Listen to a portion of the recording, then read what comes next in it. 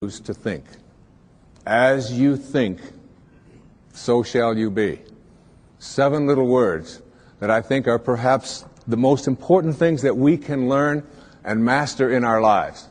This old proverb notion that I become what I think about all day long. And once you know that what you think about is what expands, you start getting real careful about what you think about. You don't allow your thoughts to be on anything that you don't want or that you wouldn't want to have manifest or show up for you in your life. Emerson said, the ancestor to every action is a thought. And you can look at every spiritual tradition, whether it's Eastern or Western, whether it's ancient or modern, whether it's civilized, quote, or uncivilized, quote, whether it's tribal.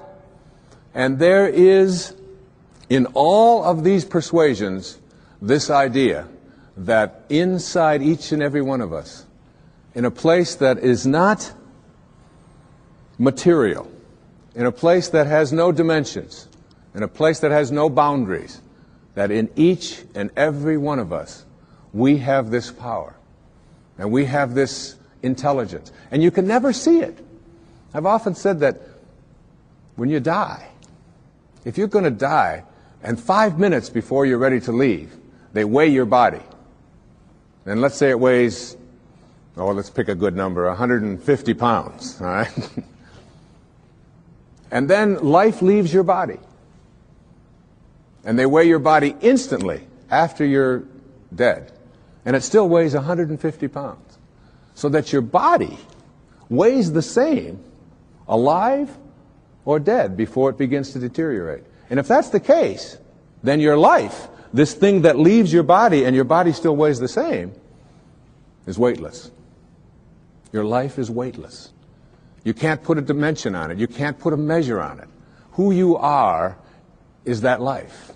And that life is not in the dimension of material. It's like if I want to wiggle my finger, I just have to have a thought. And the thought says, I think I'm going to wiggle my finger. And then I do this, and you say, well, that's really no big deal. But it really is a big deal. Because there's something invisible in here that says, I'm going to wiggle my finger. I've never seen that. I've never been able to, you can put that under an x-ray, you can try to measure that and find out what it is in there that allows you to say, I'm going to wiggle my finger, and you can never find it. It's not in this world, if you will. So I can do all the scientific studies, and what I can do when I do these scientific studies is I can find the command center inside of me. And I can go to the brain and I can point to a specific point, and scientists can do this and say, there's the command center which allows you to have a thought, I think I'm going to wiggle my finger. But there's no computer and there's no scientists and there's no technology that can ever allow us to go inside and say, there's the commander in the command center. Can't find it. And that commander in the command center, that weightlessness, is the part of us that we just don't pay enough attention to.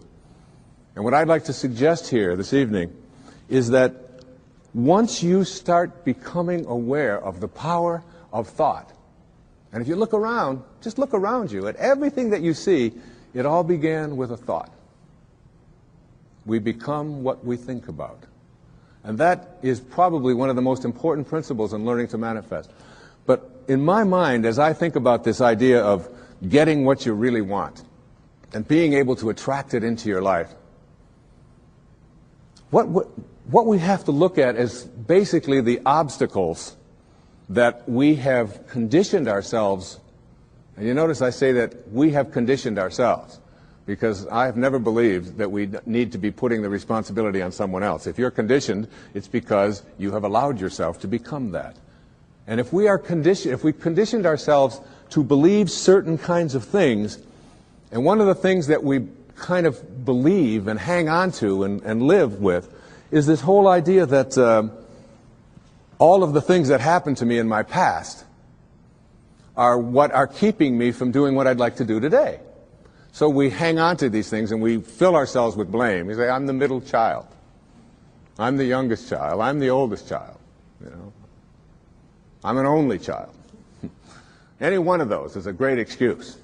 You know, if you're the youngest child, you can say, well, you know, how could I be making decisions for myself and be a fully functioning person today when I always had somebody else telling me what to do my whole life? How could I think for myself? If you're the oldest child, you can simply say to yourself, well, how could I be expected to think for myself? I always had to think for somebody else. I was always doing it for somebody else. And that leaves the middle child, you know, the classic identity crisis. Oh, poor me. My mother didn't even know my name. She was always calling me by this one's name or that one's name. So I don't know where I fit in. So that takes care of everybody except the only child. And of course the only child, well, your parents looked at you and said, we won't be doing that again. You have to live with that, I don't.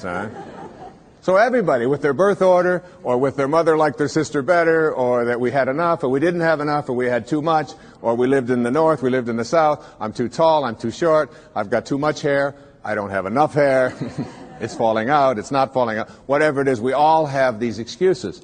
And I call all of these things that we hang on to and use to keep ourselves from reaching these higher places in our lives, the wake.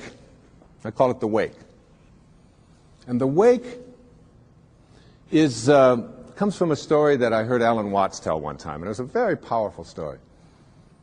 He said, your life is like a boat, and it's heading up the river at, say, 40 knots. All right? And as it's going, you are somehow able to metaphorically stand on the stern, the back of the boat, and look down into the water. Now there goes your life in this direction, and you're standing here and you're looking down into the water.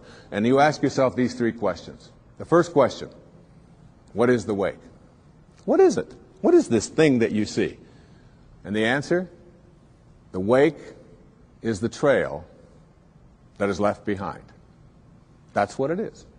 Nothing more, nothing less. It's the trail that is left behind. Second question to ask yourself in this little metaphor, what's driving the boat?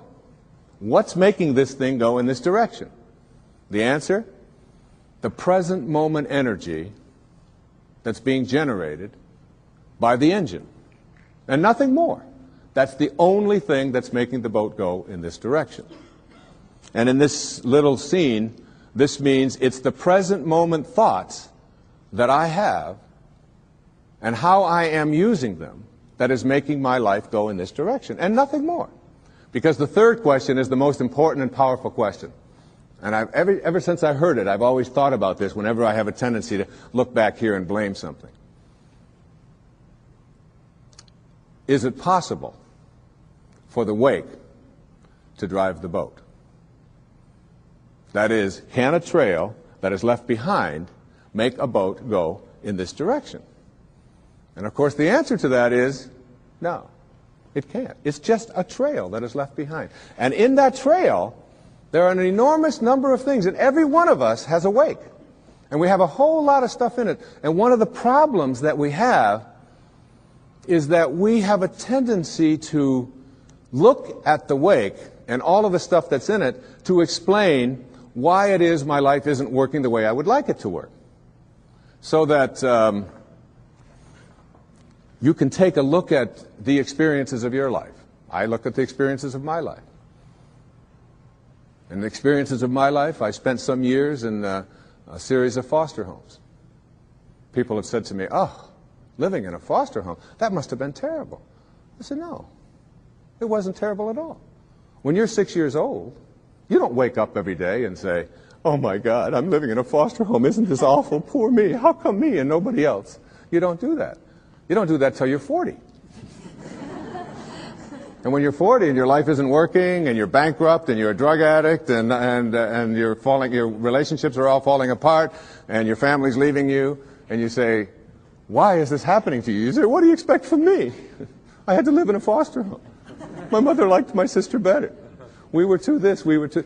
And so it's like we take a look at all of these things in our wake. And I'm not saying here that you shouldn't be in touch with your past and all of the things that are back there, but to use it as excuses for why you can't get where you'd like to get today is something that if you do that, you will never get to this place that I'm talking about in this program, which is this place that I call higher awareness, way beyond